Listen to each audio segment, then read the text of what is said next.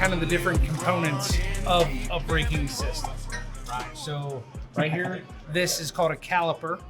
Right. So this has right here, those are your brake pads. The caliper on the back end has a piston that squeezes the pads together against this.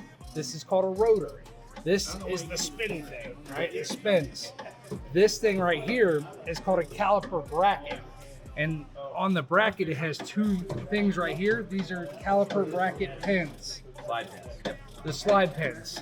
I actually have a video where I call them like 4 different things. It's pretty sweet. So this uses hydraulic pressure.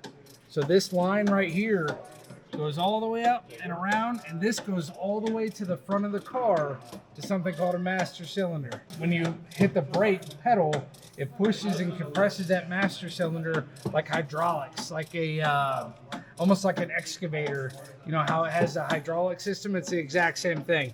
How it has a piston that lifts up and down and scoops. This piston squeezes.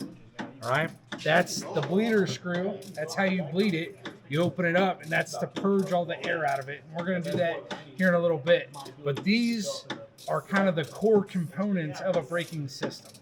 Aaron, you want to throw anything in here? Aside from this looking absolutely horrible because the car sat for so long, really, your car slows down by friction. The pads create friction against the rotor, and that heat builds up, and that friction slows the wheel.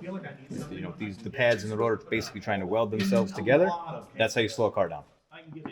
And so I don't know if you guys saw the grooves on the Talon brakes. The reason why those kind of work better than normal brakes is friction causes what? Heat, right? So the cooler you can keep your brakes, the stronger the gripping power, because it's not going to overheat the pads or the rotor. And then if this gets too hot, it'll warp.